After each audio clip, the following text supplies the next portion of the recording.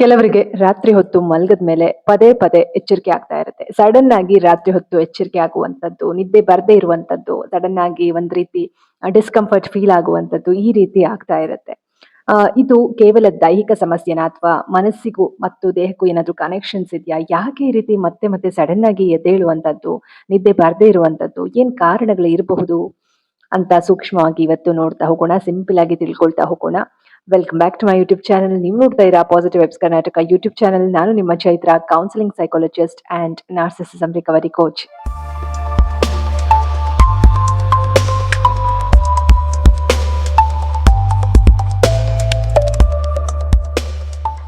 ಸ್ನೇಹಿತರೆ, ಕಳೆದ ಸಂಚಿಕೆಗಳಲ್ಲಿ ಕೆಲವೊಂದಷ್ಟು ಸಂಚಿಕೆಗಳಲ್ಲಿ ನಾವು ಹೆಲ್ತ್ ರಿಲೇಟೆಡ್ ವಿಡಿಯೋಸ್ಗಳು, ಹಾಗೆ ನಾರ್ಸಿಸಿಸಂ ರಿಕವರಿ ರಿಲೇಟೆಡ್ ವಿಡಿಯೋಸ್ಗಳು, ಜೊತೆಗೆ spiritual healing, spiritual awareness related ವಿಡಿಯೋಸ್ಗಳನ್ನ ನೋಡ್ತಾ ಬಂದಿದ್ದೀವಿ. ಮೈಂಡ್, ಬಾಡಿ, ಸೋಲ್ ಹೀಲಿಂಗ್ ಅಂದ್ರೆ ಮನಸ್ಸು, ದೇಹ, ಆತ್ಮ ಮೂರರ ಚೇತರಿಕೆಯ ದೃಷ್ಟಿಕೋನದಲ್ಲಿ ವಿಡಿಯೋಸ್ಗಳನ್ನ ನೋಡ್ತಾ ಬಂದಿದ್ದೀವಿ. ಸಾಕಷ್ಟು ವಿಚಾರಗಳನ್ನ ಕೂಡ ನಾವು ತಿಳ್ಕೊಳ್ತಾ ಬರ್ತಾ ಇದ್ದೀವಿ ಈ ಒಂದು ಕೆಲವೊಂದು ಸಂಚಿಕೆಗಳಲ್ಲಿ. ಸೊ ಇವತ್ತಿನ ಸಂಚಿಕೆಯಲ್ಲಿ ನಾವು ಯಾಕೆ ನಮ್ಗೆ ಮಧ್ಯರಾತ್ರಿ ಮಲಗದ ಮೇಲೆ ಪದೇ ಪದೇ ಎಚ್ಚರಿಕೆ ಆಗಬಹುದು, ಕಾರಣಗಳು ಏನಿರಬಹುದು ಅಂತ ಕೆಲವೊಂದಷ್ಟು ಅಂಶಗಳನ್ನ ನಾವು ತಿಳ್ಕೊಳ್ತಾ ಹೋಗೋಣ. ಜೊತೆಗೆ ನೀವೇನಾದ್ರು ಫಸ್ಟ್ ಟೈಮ್ ನನ್ನ ಚಾನಲ್ ನೋಡ್ತಾ ಇದ್ರೆ ಪಾಸಿಟಿವ್ ವೆಬ್ಸ್ ಕರ್ನಾಟಕ ಚಾನಲ್ಗೆ ಸಬ್ಸ್ಕ್ರೈಬ್ ಮಾಡಿಕೊಂಡು ಬೆಲ್ ಐಕಾನ್ ಒತ್ತಿ. ಹಾಗೆ ನಾನು ನಿಮ್ಗೆ ಯಾವುದೇ ವಿಡಿಯೋ ಹಾಕಿದ್ರು ಕೂಡ ನಿಮಗೆ ನೋಟಿಫಿಕೇಶನ್ ಬರುತ್ತೆ. ಬೇಗ ವಿಡಿಯೋಸ್ನ ನೋಡಿ ವಿಚಾರಗಳನ್ನ ತಿಳ್ಕೊಂಡು ನಿಮ್ಮ ಒಂದು ಜೀವನದಲ್ಲೂ ಕೂಡ ಅಳವಡಿಸ್ಕೊಳ್ಬಹುದು. ಕೆಲವೊಂದಷ್ಟು ವಿಚಾರಗಳು, ನನಗೆ ತಿಳಿದಿರುವಂತಹ ವಿಚಾರಗಳನ್ನ ತಿಳಿಸ್ತೀನಿ. ಅದರ ಒಂದು ಪ್ರಯೋಜನವನ್ನ ನೀವು ಕೂಡ ಪಡ್ಕೊಳ್ಬಹುದು. ನಿಮ್ಗೆ ಏನು ಅನಿಸಿಕೆ, ಅಭಿಪ್ರಾಯಗಳು ಇರುತ್ತೆ ಅದನ್ನ ಕಾಮೆಂಟ್ ಮೂಲಕ ತಿಳಿಸಬಹುದು. ಸೊ ಇಷ್ಟನ್ನ ಹೇಳ್ತಾ, ಜೊತೆಗೆ ಕೌನ್ಸಿಲಿಂಗ್ ಸೆಷನ್ಸ್ ನ ಏನಾದ್ರೂ ನೀವು ಅಟೆಂಡ್ ಮಾಡಬೇಕು ಅಂತಂದ್ರೆ ಸ್ಕ್ರೀನ್ ಮೇಲೆ ಕೊಟ್ಟಿರುವಂತಹ ನಂಬರ್ಗೆ ಕಾಲ್ ಮಾಡಿ ಅಥವಾ ವಾಟ್ಸಪ್ ಮೂಲಕ ನೀವು ನನಗೆ ಕನೆಕ್ಟ್ ಆಗಬಹುದು. ಓಕೆನಾ? ಸೊ ನಾನೇನಾದ್ರು ಕಾಲ್ ರಿಸೀವ್ ಮಾಡಿಲ್ಲ ಅಂತಂದ್ರೆ ನಾನು ನಿಮ್ಗೆ ಕಾಲ್ ಬ್ಯಾಕ್ ಮಾಡ್ತೀನಿ. ಕಾಲ್ ಬ್ಯಾಕ್ ಮಾಡಿಲ್ಲ ಅಂತಂದ್ರೆ ನೀವು ವಾಟ್ಸಪ್ ಮಾಡಬಹುದು. ಆದಷ್ಟು ಬೇಗ ನಿಮ್ಗೆ ಗ್ರೂಪ್ ಲಿಂಕ್ ಕೂಡ ಡಿಸ್ಕ್ರಿಪ್ಷನ್ ಬಾಕ್ಸ್ ಅಲ್ಲಿ ಹಾಕ್ತೀನಿ. ಟೆಲಿಗ್ರಾಮ್ ಗ್ರೂಪ್ ಆಗಿರ್ಬೋದು, ವಾಟ್ಸಪ್ ಗ್ರೂಪ್ ಆಗಿರ್ಬೋದು, ಜಾಯಿನ್ ಆಗ್ಬೋದು. ಹಾಗೆ ನನ್ನ ಇಮೇಲ್ ID ಕೂಡ ಕೊಟ್ಟಿರ್ತೀನಿ. ನೀವು ಇಮೇಲ್ ಮುಖಾಂತರ ಕೂಡ ಕನೆಕ್ಟ್ ಆಗ್ಬೋದು ಸ್ನೇಹಿತರೆ. ಸೊ ಇಷ್ಟನ್ನ ಹೇಳ್ತಾ ತಡ ಮಾಡಿದ್ರೆ ಇವತ್ತಿನ ಒಂದು ವಿಷಯವನ್ನ ಶುರು ಮಾಡೋಣ ಬನ್ನಿ. ಮೊದಲನೇದಾಗಿ ಅನ್ರಿಸಾಲ್ವ್ಡ್ ಸ್ಟ್ರೆಸ್ ಅಂಡ್ ಎಮೋಷನಲ್ ಲೋಡ್. ಈ ಒಂದು ಕಾರಣದಿಂದ ನಮ್ಗೆ ಪದೇ ಪದೇ ಎಚ್ಚರಿಕೆ ಆಗತ್ತೆ. ಇದರ ಅರ್ಥ ಏನು? ಪರಿಹಾರ ಆಗದೆ ಇರುವಂತಹ ಮಾನಸಿಕವಾದ ಒತ್ತಡ ಮತ್ತು ಭಾವನಾತ್ಮಕ ಭಾರ. ನಮ್ಗೆ ಸಾಕಷ್ಟು ವರ್ಷಗಳಿಂದ ಕೆಲವೊಂದಷ್ಟು ಸಮಸ್ಯೆಗಳು ಕಾಡ್ತಾ ಇರುತ್ತೆ. ಅದು ಅನ್ರಿಸಾಲ್ವ್ಡ್ ಒತ್ತಡ ಅಂದ್ರೆ ಇನ್ನು ಕೂಡ ಬಗೆಹರಿಯದಂತಹ, ಪರಿಹಾರ ಆಗದಂತಹ ಕೆಲವೊಂದಷ್ಟು ವಿಚಾರಗಳಿರುತ್ತೆ. ಅದು ನಮ್ಮನ್ನ ಕಾಡ್ತಾ ಇರುತ್ತೆ. ಸಬ್ ಕಾನ್ಶಿಯಸ್ ಲೆವೆಲ್ ನಲ್ಲಿ ನಮ್ಗೆ ಕಾಡ್ತಾ ಇರುತ್ತೆ. ನಾವು ಎಷ್ಟೇ ಬೇಡ ಅಂದ್ರೂ ಕೂಡ ಕೆಲವೊಂದು ಯೋಚನೆಗಳು ನಮ್ಗೆ ಬರ್ತಾ ಇರುತ್ತೆ. ಸೊ ಈ ಒಂದು ಕಾರಣಗಳಿಂದ ನಮ್ಗೆ ನಿದ್ರೆ ಮಾಡಿದ್ರು ಕೂಡ ಪದೇ ಪದೇ ಎಚ್ಚರಿಕೆ ಆಗುವಂಥದ್ದು. ಸಬ್ ಕಾನ್ಶಿಯಸ್ ಅಂದ್ರೆ ನಮ್ಮ ಒಂದು ಏನು ಪ್ರಜ್ಞಾವಸ್ಥೆ ಅಂತ ಹೇಳಿದ್ರೆ ನಮ್ಮ ಒಂದು ಕಾನ್ಶಿಯಸ್ನೆಸ್. ಬಟ್ ಇನ್ನು ಡೀಪರ್ ಲೆವೆಲ್ ನಲ್ಲಿ ಹೋದಾಗ ನಿದ್ರಾವಸ್ಥೆಯಲ್ಲಿ ಇದ್ರೂ ಕೂಡ ನಮ್ಗೆ ನಮ್ಮ ಒಂದು ಬ್ರೈನ್ ನಲ್ಲಿ ಏನೆಲ್ಲ ಮೆಮೊರೀಸ್ ಸ್ಟೋರ್ ಆಗಿರುತ್ತೆ ಅದೆಲ್ಲವೂ ಕೂಡ ರಿಕಲೆಕ್ಟ್ ಆಗ್ತಾ ಇರುತ್ತೆ. ಹಾಗಾಗಿ ನಮ್ಗೆ ಕೆಲವೊಂದಷ್ಟು ಭಾವನಾತ್ಮಕವಾಗಿ ಭಾರ ಅಂತ ಅನ್ನಿಸ್ತಾ ಇದ್ರೆ, ಮನಸ್ಸಿಗೆ ತುಂಬಾ ಭಾರ ಅನ್ನಿಸ್ತಾ ಇದ್ರೆ ಈ ರೀತಿ ಆಗುವಂತಹ ಸಾಧ್ಯತೆಗಳು ಹೆಚ್ಚಾಗಿ ಇರುತ್ತೆ. ಹಗಲೊತ್ತಲ್ಲಿ ಏನೋ ಬಿಸಿ ಇರ್ತೀರಿ, ಏನು ಗೊತ್ತಾಗೋದಿಲ್ಲ. ನಿಮ್ಮನ್ನ ನೀವು ತುಂಬಾ ಎಂಗೇಜ್ಡ್ ಆಗಿ ಇಟ್ಕೊಂಡಿರ್ತೀರಿ, ತುಂಬಾ ಬಿಸಿ ಲೈಫ್ ನ ಲೀಡ್ ಮಾಡ್ತಾ ಇರ್ತೀರಿ. ಬಟ್ ನಿಧಾನವಾಗಿ ಸಂಜೆ ಆಗ್ತಾ ಆಗ್ತಾ ರಾತ್ರಿ ವೇಳೆಯಲ್ಲಿ ನಿಮಗೆ ಹಳೆಯದೆಲ್ಲ ನೆನಪಾಗೋದಕ್ಕೆ ಶುರು ಆಗತ್ತೆ. ಆ ಟೈಮಲ್ಲಿ ನಿಮ್ಗೆ ನಿದ್ರೆ ಮಾಡ್ಬೇಕು ಅಂತ ಅನ್ಸಿದ್ರು ಕೂಡ ಸ್ವಲ್ಪ ನಿದ್ದೆ ಬಂದಂಗಾಗುತ್ತೆ. ಮತ್ತೆ ಮತ್ತೆ ಎಚ್ಚರಿಕೆ ಆಗುವಂಥದ್ದು. ಹೆಚ್ಚಾಗಿ ನಿಮ್ಗೆ ಒಂದು 2 ಗಂಟೆನಲ್ಲಿ ಈ ರೀತಿ ಎಚ್ಚರಿಕೆ ಆಗ್ಬಿಟ್ರೆ ಒಂದು 4 ಗಂಟೆವರೆಗೂ ನಿದ್ದೆ ಬರೋದಿಲ್ಲ. ಮತ್ತೆ ಆಮೇಲೆ ನಿದ್ದೆ ಬರುವಂತದ್ದು, ಮತ್ತೆ ಬೆಳಿಗ್ಗೆ ಲೇಟ್ ಆಗಿ ಏಳುವಂಥದ್ದು. ಈ ರೀತಿ ಒಂದು ಸೈಕಲ್ ಶುರು ಆಗ್ಬಿಟ್ರೆ ಬಾಡಿ ಕ್ಲಾಕ್ ಕೂಡ ತುಂಬಾನೇ ಸಮಸ್ಯೆ ಆಗುತ್ತೆ. ನಿದ್ದೆ, ಊಟ ಎಲ್ಲವೂ ಕೂಡ ಟೈಮಿಂಗ್ಸ್ ಚೇಂಜ್ ಆಗ್ತಾ ಹೋಗುತ್ತೆ. ಸೊ ಈ ರೀತಿ ಆಗತ್ತೆ.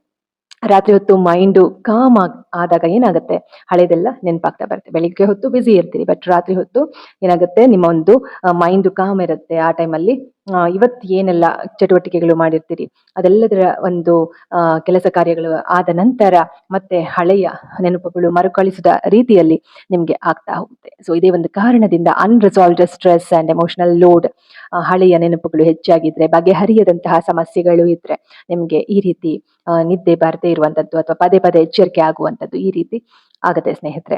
ಇಲ್ಲಿ ನಾವು ಕಾರಣಗಳನ್ನ ತಿಳ್ಕೊಳ್ಳೋಣ, ಇದಕ್ಕೆ ಪರಿಹಾರವನ್ನು ಕೂಡ ಕಂಡುಕೊಳ್ಳೋಣ ಮುಂಬರುವ ವಿಡಿಯೋಗಳಲ್ಲಿ.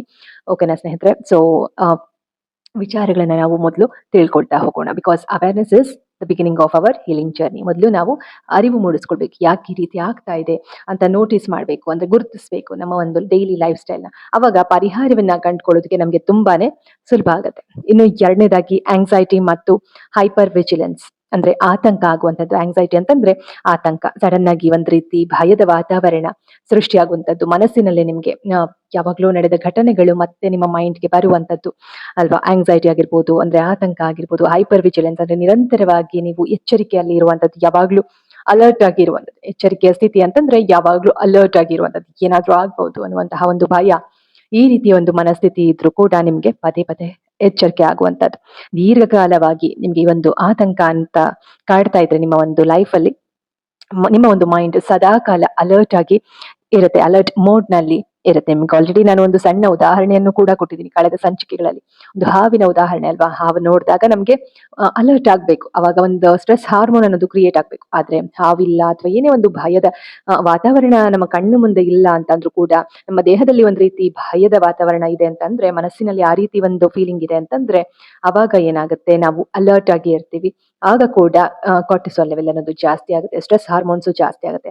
ಅಂತಹ ಸಮಯದಲ್ಲೂ ಕೂಡ ನಿಮ್ಗೆ ಪದೇ ಪದೇ ಎಚ್ಚರಿಕೆ ಆಗುವಂಥದ್ದು ಈ ರೀತಿ ಕೂಡ ನಿಮ್ಗೆ ಆಗುತ್ತೆ. ಈ ರೀತಿ ನಿಮ್ಗೆ ಮನಸ್ಥಿತಿ ಇದ್ದಾಗ ಏನಾಗುತ್ತೆ, ಸ್ವಲ್ಪ ಏನಾದ್ರೂ ಸೌಂಡ್ ಆದ್ರೂ ಕೂಡ ಎದ್ದು ಬಿಡುತ್ತೆ. ಯಾಕಂದ್ರೆ ನಿಮ್ಗೆ ಒಂದ್ ರೀತಿ ಅಲರ್ಟ್ ಆಗಿರ್ಬೇಕು ಅನ್ನುವಂತಹ ಒಂದು ಫೀಲಿಂಗ್ ಇರುತ್ತೆ, ಭಾವನೆ ಇರುತ್ತೆ. ಏನಾದ್ರೂ ಆಗ್ಬಹುದು, ಒಂದ್ ರೀತಿ ಸೇಫ್ಟಿ ಇಲ್ಲದೆ ಇರುವಂತಹ ಒಂದು ಭಾವನೆ ಇರುತ್ತೆ. ಈ ರೀತಿ ಒಂದು ಸ್ಥಿತಿಯಲ್ಲಿ ಇದ್ದಾಗ, ನಿಮ್ಮ ದೇಹ ಅಲರ್ಟ್ ಆಗಿ ಇದ್ದಾಗ, ಸ್ವಲ್ಪ ಸೌಂಡ್ ಆದ್ರೂ ಕೂಡ ಎದ್ದು ಬಿಡ್ತೀರಿ. ಅವಾಗ ಪದೇ ಪದೇ ಎಚ್ಚರ ಆಗುವ ರೀತಿಯಲ್ಲಿ ಆಗ್ಬಿಡುತ್ತೆ ಸ್ನೇಹಿತರೆ. ಸೊ ಇನ್ನು ಮೂರನೇದಾಗಿ ಫ್ರೀಕ್ವೆಂಟ್ ಯೂರಿನೇಷನ್ ಆಟ್ ನೈಟ್. ಕೆಲವರಿಗೆ ಮತ್ತೆ ಮತ್ತೆ ಯೂರಿನ್ ಪಾಸ್ ಮಾಡ್ಬೇಕು ಅಂತ ಅನ್ಸುವಂಥದ್ದು, ರಾತ್ರಿ ಪದೇ ಪದೇ ಮೂತ್ರಕ್ಕೆ ಹೋಗ್ಬೇಕು ಅಂತ ಅನ್ಸುವಂಥದ್ದು. ಕೆಲವೊಮ್ಮೆ ಮೆಟಬಾಲಿಸಮ್ ಅಷ್ಟು ಚೆನ್ನಾಗಿ ಆಗ್ತಾ ಇರೋದಿಲ್ಲ, ಶುಗರ್ ವೇರಿಯೇಷನ್ಸ್ ಇರುತ್ತೆ. ಕೆಲವರಲ್ಲಿ ಶುಗರ್ ಇಲ್ಲದೆ ಇದ್ರು ಕೂಡ ಕೆಲವೊಮ್ಮೆ ಒಂದ್ ರೀತಿ ಟೈಮಿಂಗ್ಸ್ ಎಲ್ಲ ವ್ಯತ್ಯಾಸ ಆದಾಗ ಮತ್ತೆ ಮತ್ತೆ ನೀವು ಯೂರಿನ್ಗೆ ಹೋಗ್ಬೇಕು ಅಂತ ಅನ್ಸುವಂಥದ್ದು ಈ ರೀತಿ ಆಗುತ್ತೆ. ಸರಿಯಾದ ರೀತಿಯಲ್ಲಿ ಲೈಫ್ ಸ್ಟೈಲ್ ಇಲ್ಲ ಅಂತಂದ್ರೆ, ದಿನನಿತ್ಯದ ಚಟುವಟಿಕೆಗಳು ಸರಿಯಾದ ಸಮಯಕ್ಕೆ ಏನು ಆಗ್ಬೇಕು ಅದಾಗಿಲ್ಲ ಅಂತಂದ್ರೆ, ನೀವು ಊಟ ಮಾಡುವ ಟೈಮಲ್ಲಿ ಊಟ ಮಾಡಿಲ್ಲ, ನಿದ್ದೆ ಮಾಡುವ ಟೈಮಲ್ಲಿ ನಿದ್ದೆ ಮಾಡಿಲ್ಲ ಅಂದ್ರೆ, ನೆಕ್ಸ್ಟ್ ಡೇಗೆ ಅದು ಎಫೆಕ್ಟ್ ಆಗ್ತಾ ಆಗ್ತಾ ಆಗ್ತಾ ಅದು ಒಂದು ದಿನ ಏನಾಗುತ್ತೆ, ನೈಟ್ ಟೈಮ್ ನಿಮ್ಗೆ ನಿದ್ದೆನೇ ಬರೋದಿಲ್ಲ, ಆ ರೀತಿ ಕೂಡ ಆಗ್ಬಿಡುತ್ತೆ. ಸೊ ಆ ರೀತಿ ಆದಾಗ ಏನಾಗುತ್ತೆ, ನೀವು ಮತ್ತೆ ಮಲ್ಗೋದಕ್ಕೂ ಆಗೋದಿಲ್ಲ, ನೀರ್ ಕುಡಿಬೇಕು ಅನ್ಸುತ್ತೆ, ಏನಾದ್ರು ತಿನ್ಬೇಕು ಅನ್ಸುತ್ತೆ, ಮತ್ತೆ ವಾಶ್ರೂಮ್ ಹೋಗ್ಬೇಕು ಅನ್ಸುತ್ತೆ. ಈ ರೀತಿ ಸಾಕಷ್ಟು ಒಂದ್ ರೀತಿ ದೇಹದಲ್ಲಿ ಡಿಸ್ಕಂಫರ್ಟ್ ಫೀಲಿಂಗ್ಸ್ಗಳು. ಓಕೆನಾ. ಸೊ ಈ ರೀತಿ ಕೂಡ ನಿಮ್ಗೆ ಆಗುತ್ತೆ. ಇದರಿಂದ ನಿದ್ದೆ ಮಧ್ಯದಲ್ಲಿ ಎಚ್ಚರ ಆಗ್ಬಿಡುವಂಥದ್ದು. ಸಡನ್ ಆಗಿ ನಿಮ್ಗೆ ಈ ರೀತಿ ನಿಮ್ಗೆ ಮೋಷನ್ ಅಥವಾ ಯೂರಿನ್ ಪಾಸ್ ಮಾಡ್ಬೇಕು ಅಂತಂದ್ರೆ, ನಿದ್ದೆಲಿದ್ರು ಕೂಡ ಸಡನ್ ಆಗಿ ಎಚ್ಚರ ಆಗುವಂಥದ್ದು. ಹೆವಿ ಫುಡ್ ಏನಾದ್ರು ತಗೊಂಡಿದ್ರೆ ನೈಟ್ ಟೈಮು, ಅದು ಕೂಡ ಕಾರಣ ಇರುತ್ತೆ. ಜಾಸ್ತಿ ನೀರ್ ಕುಡ್ದಿದ್ರೆ ನೈಟ್ ಟೈಮ್, ಅದು ಮಲ್ಗೋಕೆ ಸ್ವಲ್ಪ ಹೊತ್ತೆ ಮುಂಚೆನೆ ಆ ರೀತಿ ಜಾಸ್ತಿ ನೀರ್ ಕುಡಿಯೋದು, ಈ ರೀತಿ ಎಲ್ಲ ಮಾಡಿದ್ರು ಕೂಡ ಹೀಗೆ ಆಗುವಂತ ಸಾಧ್ಯತೆ ಇರುತ್ತೆ. ಹಾಗಾಗಿ ನೀವು ಆದಷ್ಟು ಒಂದು 7 ಗಂಟೆ ಹಾಗೆ ಊಟ, ಅಥವಾ 7 ಅಥವಾ 8 ಗಂಟೆ ಹಾಗೆ ಊಟ ಮುಗಿಸ್ಕೊಂಡ್ರೆ ತುಂಬಾನೇ ಒಳ್ಳೇದು ಸ್ನೇಹಿತರೆ. ಸೊ ಇನ್ನು ನಾಲ್ಕನೇದಾಗಿ ಅಸಿಡಿಟಿ ಮತ್ತು ಡೈಜೆಸ್ಟಿವ್ ಡಿಸ್ಕಂಫರ್ಟ್. ತುಂಬಾ ಜನಕ್ಕೆ ಇದು ಪ್ರಾಬ್ಲಮ್ಸ್ ಇದ್ದೇ ಇರುತ್ತೆ. ಅಸಿಡಿಟಿ, ಗ್ಯಾಸ್ಟ್ರಿಕ್ ಆಗುವಂತದ್ದು, ಡೈಜೆಷನ್ ಪ್ರಾಬ್ಲಮ್ ಆಗುವಂತದ್ದು. ನೈಟ್ ಟೈಮೇ ನಮ್ಮ ಒಂದು ದೇಹ ಕ್ಲೆನ್ಸಿಂಗ್ ಆಗುವಂತದ್ದು ಮಲಗಿರುವ ಟೈಮಲ್ಲಿ. ಕೆಲವರು ತುಂಬಾ ಜನ ನೈಟ್ ಶಿಫ್ಟ್ ಹೋಗಂತವ್ರು ಇರ್ತಾರೆ, ತುಂಬಾ ಜನ ಮನೆಯಲ್ಲಿ ಕೆಲಸ ಮಾಡುವಂತವ್ರು ಇರ್ತಾರೆ, ವರ್ಕ್ ಫ್ರಮ್ ಹೋಮ್ ಆಗಿರ್ಬೋದು. ನಾನಾ ರೀತಿಯ ಕಾರಣಗಳು, ಲೇಟ್ ನೈಟ್ ಏನು ನಾವು ಎದ್ದಿರೋದಕ್ಕೆ. ಇಂತಹ ಟೈಮಲ್ಲಿ ಏನಾಗುತ್ತೆ, ಅಸಿಡಿಟಿ ಹೆಚ್ಚಾಗುತ್ತೆ, ತಿನ್ನುವಂತಹ ಆಹಾರ ಸರಿಯಾಗಿ ಡೈಜೆಷನ್ ಆಗೋದಿಲ್ಲ. ಈ ಒಂದು ಡೈಜೆಸ್ಟಿವ್ ಡಿಸ್ಕಂಫರ್ಟ್ ಗಟ್ ಹೆಲ್ತ್ ಮೇಲೆ ಕೂಡ ತುಂಬಾ ಪರಿಣಾಮ ಬೀರುತ್ತೆ. ಅಸಿಡಿಟಿ ಮತ್ತು ಜೀರ್ಣಕ್ರಿಯೆಯ ಅಸೌಕರ್ಯ ಅಂತಂದ್ರೆ ಡಿಸ್ಕಂಫರ್ಟ್. ಸೊ ಹಾಗಾಗಿ ನಿಮ್ಗೆ ಒಂದ್ ರೀತಿ ಕಂಫರ್ಟಬಲ್ ಫೀಲಿಂಗೇ ಇರೋದಿಲ್ಲ. ಇಂತಹ ಟೈಮಲ್ಲಿ ಕೂಡ ನಿಮ್ಗೆ ಪದೇ ಪದೇ ಎಚ್ಚರಿಕೆ ಆಗುವಂತದ್ದು. ಕೆಲವು ದಿವಸ ನೈಟ್ ಶಿಫ್ಟ್ಸ್ ಇರುತ್ತೆ, ಕೆಲವು ದಿವಸ ನೈಟ್ ಶಿಫ್ಟ್ಸ್ ಇರೋದಿಲ್ಲ, ಡೇ ಶಿಫ್ಟ್ ಇರುತ್ತೆ. ಇಂಥ ಟೈಮಲ್ಲಿ ಏನಾಗುತ್ತೆ, ಬಾಡಿ ಕ್ಲಾಕ್ ವ್ಯತ್ಯಾಸ ಆಗ್ತಾನೆ ಇರುತ್ತೆ ಅಲ್ವಾ. ರಾತ್ರಿ ತಡವಾಗಿ ಊಟ ಮಾಡುವಂಥದ್ದು ನಾನು ಆಲ್ರೆಡಿ ಹೇಳಿದೆ, ಅಥವಾ ಹೆವಿ ಮೀಲ್ಸ್, ಜಾಸ್ತಿ ಮೀಲ್ಸ್ ತಗೊಳ್ಳುವಂಥದ್ದು. ನಿಮ್ಗೆ ಎಷ್ಟು ಬೇಕೋ ಅಷ್ಟು ತಗೊಳ್ಬೇಕು, ಯಾರದೋ ಒತ್ತಾಯಕ್ಕಾಗ್ಲಿ ಅಥವಾ ನೀವು ಇನ್ನೇನೋ ಒಂದು ಕಾರಣಕ್ಕಾಗಿ ಉಳಿಸಬಾರದು ಅನ್ನುವಂತಹ ಕಾರಣಕ್ಕಾಗಿ ಹೆಚ್ಚು ಮೀಲ್ಸ್, ಹೆಚ್ಚು ಆಹಾರವನ್ನ ಸೇವಿಸಿದ್ರೆ ನಿಮ್ಗೆ ಬೇಡ ಸಾಕು ಅಂತ ಅನ್ಸಿದ್ರು ಕೂಡ ಆಹಾರವನ್ನ ಸೇವಿಸಿದ್ರೆ, ಇಲ್ಲ ವೇಸ್ಟ್ ಮಾಡೋದು ಬೇಡ ಅಂತ ಆಗಿರ್ಬೋದು, ಈಗ ಒಂದು ಒಳ್ಳೆಯ ಕಾರಣಕ್ಕೆ ಆಗಿರ್ಬೋದು, ನೀವು ವೇಸ್ಟ್ ಮಾಡೋದು ಬೇಡ ಅನ್ನೋದಕ್ಕೇನೆ ನೀವು ತಿನ್ಬೋದು. ಆದ್ರೆ ಅದು ನಿಮ್ಗೆ ದೇಹಕ್ಕೆ ಎಷ್ಟು ಬೇಕೋ ಅದಕ್ಕಿಂತ ಹೆಚ್ಚು ತಿಂದಾಗ ಏನಾಗುತ್ತೆ, ಅದು ನಕಾರಾತ್ಮಕವಾಗಿ ನಿಮ್ಮ ದೇಹದ ಮೇಲೆ ಪರಿಣಾಮ ಬೀರುತ್ತೆ ಸ್ನೇಹಿತರೆ. ಸೊ ಅದರಿಂದ ಏನಾಗುತ್ತೆ, ಗ್ಯಾಸ್ಟ್ರಿಕ್, ಅಸಿಡಿಟಿ ಆಗುವಂಥದ್ದು, ಡೈಜೆಷನ್ ಪ್ರಾಬ್ಲಮ್ ಆಗುವಂಥದ್ದು, ಈ ರೀತಿ ಎಲ್ಲ ಕೂಡ ಆಗುತ್ತೆ. ಇದರಿಂದ ನಿದ್ದೆ ಕೂಡ ನಿಮ್ಗೆ ಸಮಸ್ಯೆ ಆಗುತ್ತೆ. ನಿರಂತರವಾಗಿ ನಿಮ್ಗೆ ನಿದ್ದೆ ಬಾರದೇ ಇರುವಂತಹ ಸ್ಥಿತಿಗೆ ತಲುಪಬಿಡ್ತೀವಿ.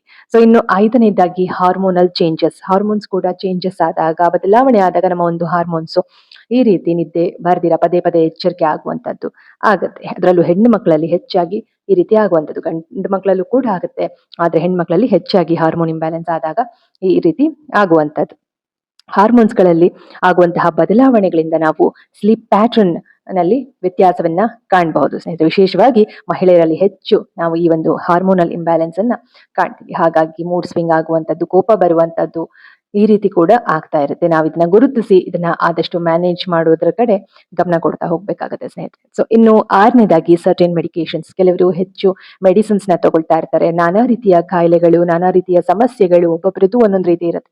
ಸೊ ಈ ರೀತಿ ಮೆಡಿಕೇಶನ್ಸ್ ಅಂದ್ರೆ ಮಾತ್ರೆಗಳನ್ನ ಹೆಚ್ಚಾಗಿ ತಗೊಳ್ತಾ ಇದ್ದಾಗ ಬಾಡಿನಲ್ಲಿ ಏನೋ ಒಂದ್ ರೀತಿ ಡಿಸ್ಕಂಫರ್ಟ್ ಫೀಲ್ ಆಗುವಂತದ್ದು ಈ ರೀತಿ ಆಗ್ತಾ ಇರುತ್ತೆ. ಕೆಲವೊಂದು ಔಷಧಿಗಳ ಪರಿಣಾಮ ಕೂಡ ಇರುತ್ತೆ.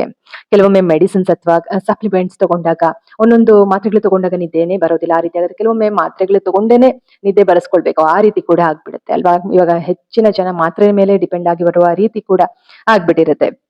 ಸೊ ಇದರಿಂದ ಕೂಡ ರಾತ್ರಿ ಪದೇ ಪದೇ ನಿಮ್ಗೆ ಎಚ್ಚರ ಆಗುವಂತದ್ದು, ನಿದ್ದೆಯ ಗುಣಮಟ್ಟದ ಮೇಲೆ ಪರಿಣಾಮ ಬೀರುವಂತದ್ದು ಇದೆಲ್ಲವೂ ಕೂಡ ಆಗುತ್ತೆ ಸ್ನೇಹಿತರೆ.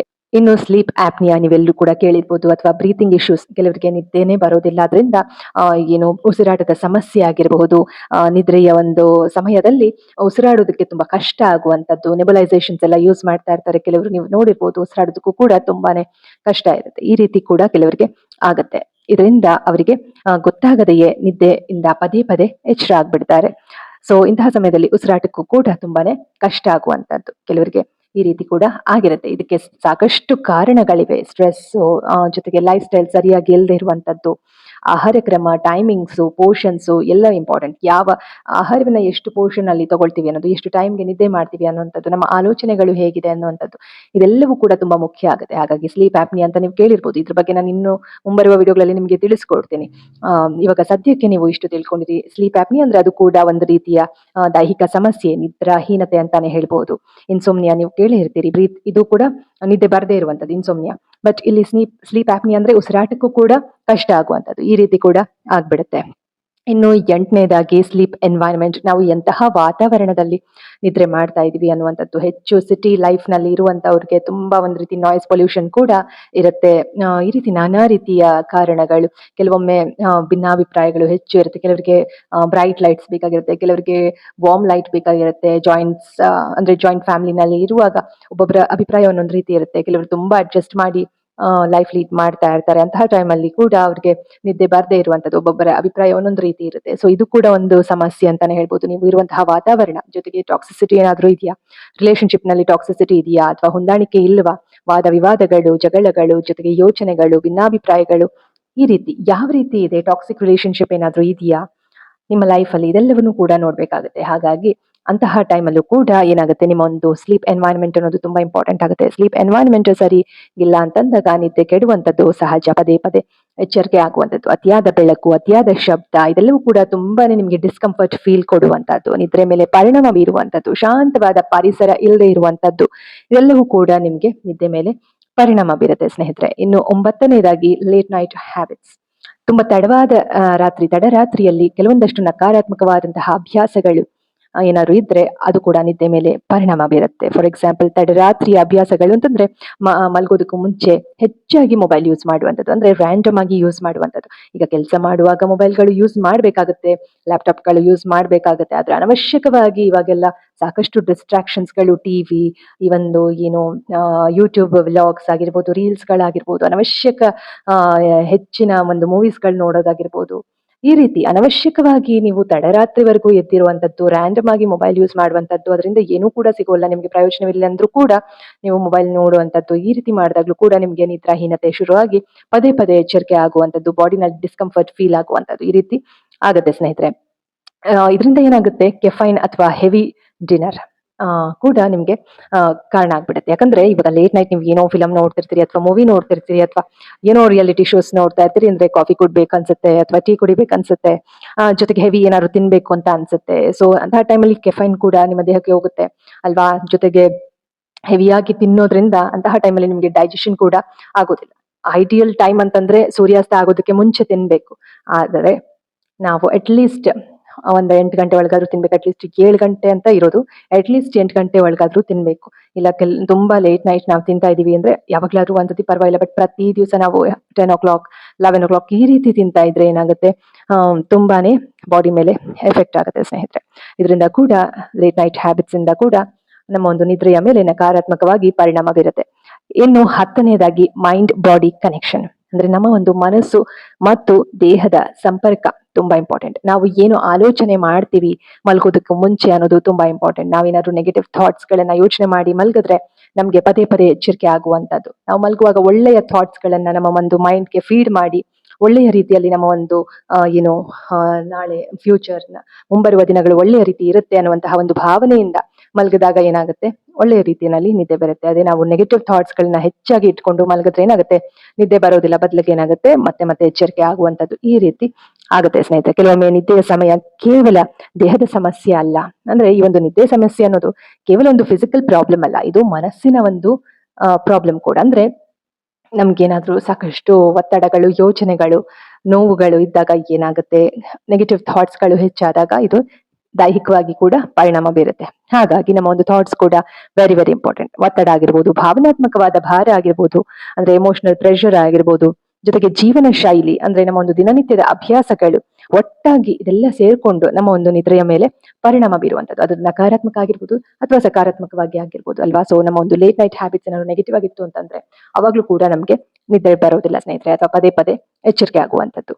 ಸೊ ಇದಿಷ್ಟು ಕೂಡ ಪದೇ ಪದೇ ಎಚ್ಚರಿಕೆ ಆಗೋದು, ನೈಟ್ ಟೈಮ್ ನಲ್ಲಿ ನಾವು ನಿದ್ದೆ ಮಾಡಿದ್ಮೇಲೆ ಪದೇ ಪದೇ ಎಚ್ಚರಿಕೆ ಆಗೋದಕ್ಕೆ ಈ ಒಂದು ಎಲ್ಲ ಕಾರಣಗಳು ಅಂತ ಹೇಳ್ಬೋದು. ಇನ್ನು ಮುಂದಿನ ವಿಡಿಯೋನಲ್ಲಿ ಇದಕ್ಕೆ ಏನೆಲ್ಲ ಪರಿಹಾರಗಳು ಅಂತ ನಾವು ನೋಡ್ತಾ ಹೋಗೋಣ, ಏನೆಲ್ಲ ಪರಿಹಾರಗಳು ನಾವು ಕಂಡುಕೊಳ್ಬಹುದು ಅಂತ ನೋಡ್ತಾ ಹೋಗೋಣ. ಸೊ ಈ ವಿಡಿಯೋನ ಇಲ್ಲಿಗೆ ಮುಗಿಸ್ತಾ ಇದೀನಿ. ಈ ವಿಡಿಯೋ ನಿಮ್ಮೆಲ್ರಿಗೂ ಯೂಸ್ಫುಲ್ ಆಯ್ತು ಅಂತ ಭಾವಿಸ್ತೀನಿ. ಇನ್ನು ಕೂಡ ನೀವೇನಾದ್ರು ಚಾನಲ್ಗೆ ಸಬ್ಸ್ಕ್ರೈಬ್ ಮಾಡ್ಕೊಂಡಿಲ್ಲ ಅಂತಂದ್ರೆ ಸಬ್ಸ್ಕ್ರೈಬ್ ಮಾಡ್ಕೊಂಡು ಪಾಸಿಟಿವ್ ವೈಬ್ಸ್ ಕರ್ನಾಟಕ ಚಾನಲ್ಗೆ ನೋಟಿಫಿಕೇಶನ್ ಬರಬೇಕು ಅಂತಂದ್ರೆ, ವಿಡಿಯೋಸ್ಗಳ ನೋಟಿಫಿಕೇಶನ್ ಸಿಗ್ಬೇಕು ಅಂದ್ರೆ ಬೆಲ್ ಐಕಾನ್ ಕೂಡ ಒತ್ತಿ. ಹಾಗೂ ಈ ಒಂದು ಒಳ್ಳೊಳ್ಳೆಯ ವಿಡಿಯೋಸ್ಗಳು, ವಿಚಾರಗಳು, ಇದರ ಒಂದು ಪ್ರಯೋಜನವನ್ನ ನೀವು ಕೂಡ ಪಡ್ಕೊಳ್ಳಿ. Awareness is the beginning of your healing journey. ನೀವೇನಾದ್ರು ಕೌನ್ಸಿಲಿಂಗ್ ಸೆಷನ್ಸ್ ನ ಅಟೆಂಡ್ ಮಾಡಬೇಕು ಅಂತಂದ್ರೆ ಸ್ಕ್ರೀನ್ ಮೇಲೆ ಕೊಟ್ಟಿರುವಂತಹ ನಂಬರ್ಗೆ ಕಾಲ್ ಮಾಡಿ ಅಥವಾ ವಾಟ್ಸ್ಆಪ್ ಮೂಲಕ ನಮಗೆ ಕನೆಕ್ಟ್ ಆಗಬಹುದು. ನಿಮ್ಮ ಒಂದು ಕೌನ್ಸಿಲಿಂಗ್ ಸೆಷನ್ಸ್ ನ ಬುಕ್ ಮಾಡಿಕೊಂಡು ಕೌನ್ಸಿಲಿಂಗ್ ನ ಅಟೆಂಡ್ ಮಾಡಬಹುದು.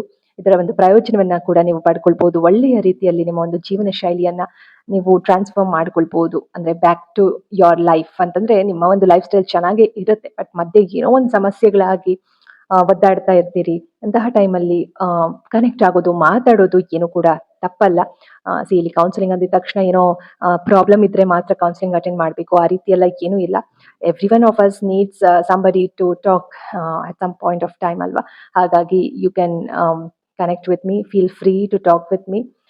So it will be very confidential. Let's work on your growth mindset. ಓಕೆನಾ. ಸೊ ಇಷ್ಟನ್ನ ಹೇಳ್ತಾ ಒಂದು ವಿಡಿಯೋ ಮುಗಿಸೋಣ. ಮುಂದಿನ ವಿಡಿಯೋ ಮತ್ತೆ ಭೇಟಿ ಆಗೋಣ ಸ್ನೇಹಿತರೆ. ಅಲ್ಲಿವರೆಗೂ think positive, be an optimist, life is beautiful and make the most of it. ಎಲ್ಲರಿಗೂ ಶುಭವಾಗಲಿ. ಧನ್ಯವಾದಗಳು.